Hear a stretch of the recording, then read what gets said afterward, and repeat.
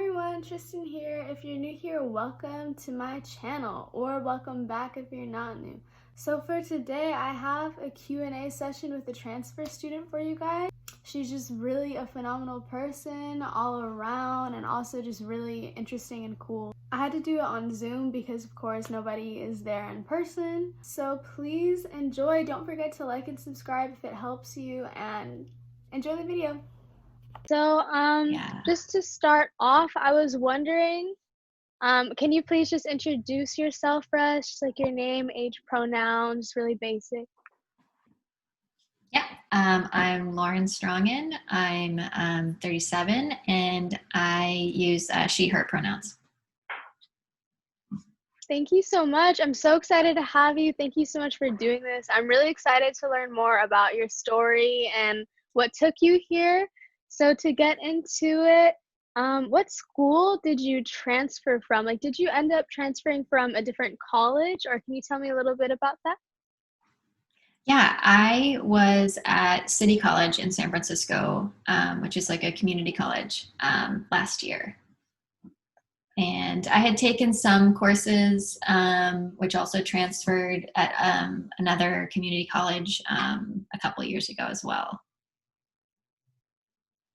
Okay, awesome. Thank you so much. And would you mind telling us a little bit about your background? Like, it's very unique, so I would love to hear more about everything that you do. Is just so amazing. Oh, thanks. Yeah, definitely not the traditional student or transfer at Stanford, but I was a professional ballet dancer for many years. Basically, once I graduated from high school, I became a professional dancer. And usually dancers' careers last until they're about 35, 40 years old. And then at that point, you kind of have to switch directions and figure out what you want to do next. And for me, that always meant I always wanted to go back to school, and I always wanted to become a doctor. So I wanted to go to med school, and that was kind of always something that I was interested in. So I retired from dance about a year ago, and then spent last year going to community college. I kind of wanted to give myself some time to kind of get back to academics again, and focus on kind of easing myself into this new chapter. And then I applied to Stanford and felt really fortunate that I was accepted. Yes, I'm so happy. That's super amazing and just wonderful to hear. I think that it's really important that people know about more non-traditional paths, just because like you don't have to do everything straight out of high school. And it's really amazing that you were able to do all of this and you're still so young. Like, I'm just very inspired and in awe. It's really crazy. So, Thank you. yeah, of course. It's really like, wow, my brain is blown. Okay. I know. But so something else that I was just personally wondering is, when did you end up getting into dancing, and like what led you to becoming a professional dancer? I got into dancing really young. I think like a lot of American children, especially girls, are kind of introduced to it at a young age. Like maybe their parents or someone in their family, or someone takes them into the Nutcracker, and that's how it kind of happened for me. Is that my mom took me to see the Nutcracker when I was 3 years old, here in San Francisco, and something just clicked for me, and I just knew that was what I wanted to do. And I was lucky to have a mom that supported that and kind of allowed me to explore that. And then when I kind of got into my adolescence, like around 9, 10, I became really serious about dance, and especially ballet. And at that point, I went to a ballet boarding school to really focus on what would become my career. So so then from then, it was just kind of like full steam ahead. I was always really focused on dance, and just feel really fortunate that I had that career.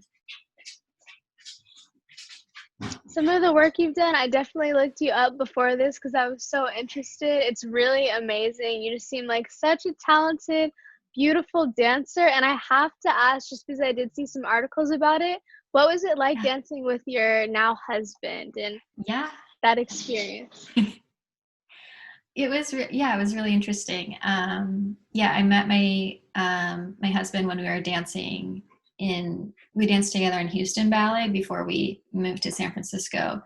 And I think there's a lot of like positives and maybe a few negatives with dancing with someone that you're involved with. I think that the positives are that you have this kind of really close relationship, and you can almost, communicate without having to say everything that you would to someone that you've never worked with. But because of that, I think the negative sometimes can be that you feel like, oh, you know me so well. Like, how do you not know? Like, how come you can't anticipate my every move? So that was kind of like a balance for us to find when we physically dance together. Like, how do we support each other, but, not let our like relationship affect things if they don't go perfectly. But the positive was that when we did get to perform together, it felt like this extra special thing that we got to share. And we also get to support each other. We didn't dance together all the time, so it felt like kind of a special thing. And then when we weren't dancing together, it felt like, oh, I can support you and help you with what you're working on and give you advice, and vice versa, and kind of be someone that you can really trust. And he's still dancing. And so I get to kind of still be involved in that now and, be that support in a different capacity.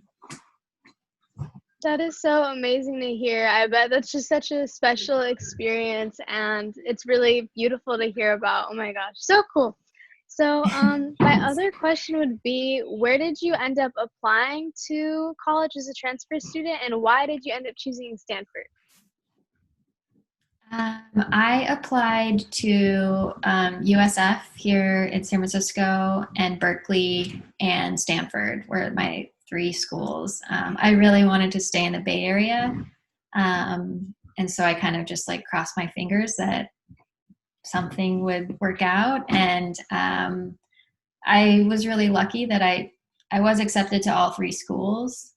And then, it was able to go with my first choice with Stanford. Congratulations.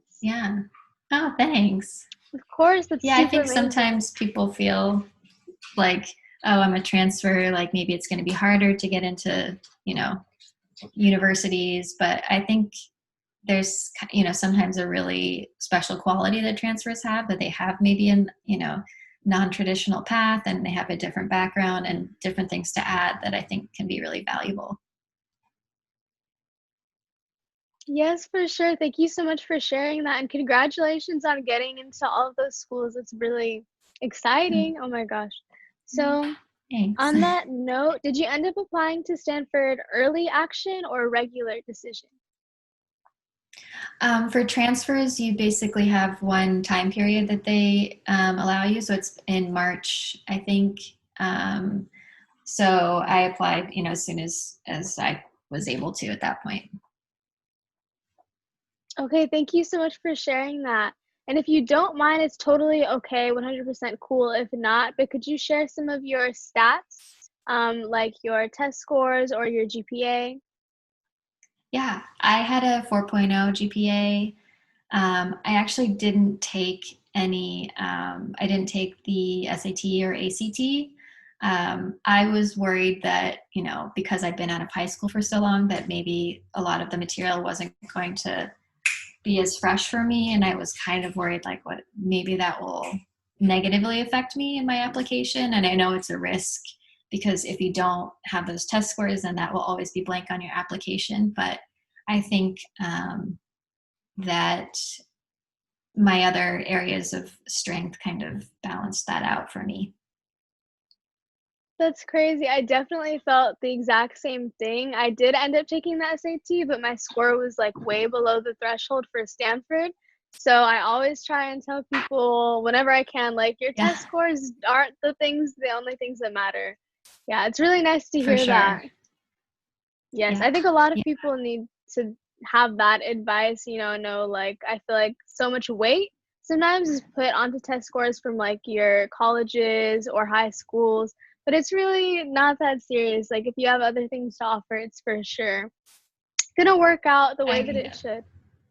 I totally agree. I think they're looking for a whole picture to get to really, obviously I can't speak totally for how they go about it, but I do think it's more than just, that's not the most important thing. I think they're really trying to get to know who you are and what you could add to the school. Thank you so much for sure.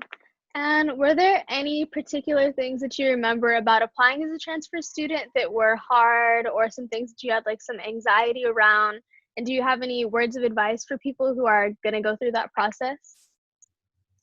I think what I think initially I did have those same fears that, like, what if, because I'm not applying with test scores, is that going to be kind of an end all for me? Or, are they going to be able to look past that and see some other of my strengths?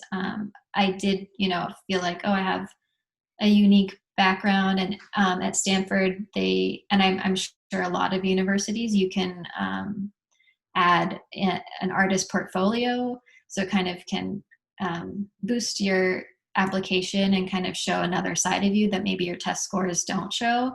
And I feel like that was also really important for me to kind of show that I had this other thing, this other part of me that could hopefully benefit and influence the kind of student that I would be. Thank you so much. And actually, I was just about to ask about how was it for you compiling your arts portfolio, and what would you recommend? Like, I guess just in general, any tips or any things that you liked when you created your portfolio? I think for me, it was just kind of choosing a range of material that I felt like gave diversity to my artist portfolio. So I chose different clips from different kinds of dance that I've done, and dances where I was alone and dances where I worked with other people. So to kind of show my range and show kind of my versatility. And I think that having the letter of recommendation from my former artistic director also gave another insight to me as a dancer, and kind of, I felt like, validated a lot of what I talked about in my essays about my career and who I am. So I feel like that's also an important part, is to kind of choose who you want to speak on your behalf. Can also have a really great influence, I think. Thank you so much for sharing that. It's definitely super inspiring to hear how you did just these amazing things with dance, and that was definitely reflected in your portfolio for sure. And my other question would be, what has your transfer experience been like this year just because of COVID? Is there anything that you want to share about how that's been going for you? I think that, obviously it's a challenge for all of us to, be at home and trying to find a separate space to, separate from the rest of the house or all of that, and, dogs and family and whatever. But I think the positives that I wasn't totally anticipating was the amount of community that at Stanford, they've really tried to um, give us that experience when we're at home. And I feel like, I've gone to some of the like cardinal nights, which is like drag, bingo, and those things where you feel like you're connecting with other students. And there's like a lot of mentoring opportunities and advisors that I felt have really helped me so far, kind of um, help me know that I'm on the right path and show me there's just so many options and so many ways you could go. So I feel like having people that have been through it, either that are, upperclassmen or advisors, or, there's just so many people that want to help you, which I think is really great. Thank you for sharing that. That is something that definitely is like just a freshman too. I was not anticipating And it's really nice to see that the sense of community that they've created for us, even online. So yeah, thank you. That stuff is really, I didn't get to go to the Cardinal night, but I'll have to check one of those out. They seem really cool. Yeah. Yeah, I recommend it. It's fun. Thank you. And do you just have any tips in general, any last comments about transferring and ways to just keep your confidence up and feel like, I can do this? Yeah, I think it's definitely, you just have to believe in yourself. I think the more truthful that you can be on your applications and really try and express why you want to join that university and the strengths that you have, I think sometimes it can feel awkward to have to sing your own praises. But I think that the more that they can really get to know you as the person you are and the person you hope to be is the most important. And then, test scores and GPAs and all of that, I feel like is only a part of what they're looking for. So I feel like if you just believe in yourself, then it goes a long way. Thank you so much for sharing all of that. I really do appreciate your insight and your openness and sharing your experience with us. That is really just inspiring. And I feel like one thing that I've been worried about is being boxed into one thing, kind of just with like my career and my future. So it's really nice to hear about all the things that you can do. So I wish you luck with everything that you end up doing. I really like, you're amazing, so I'm excited to see the things that you end up doing at Stanford as well. Oh, thank you. Likewise, it's really nice chatting with you. I'm back, so thank you for watching that video. I hope that it was helpful in some way or another. I think it's a good reminder that you don't have to follow a specific track. You can always end up different places, little roundabout ways. So I hope that you guys got something out of it. Thank you for watching. Don't forget to like and subscribe, and I'll see you guys soon. Bye.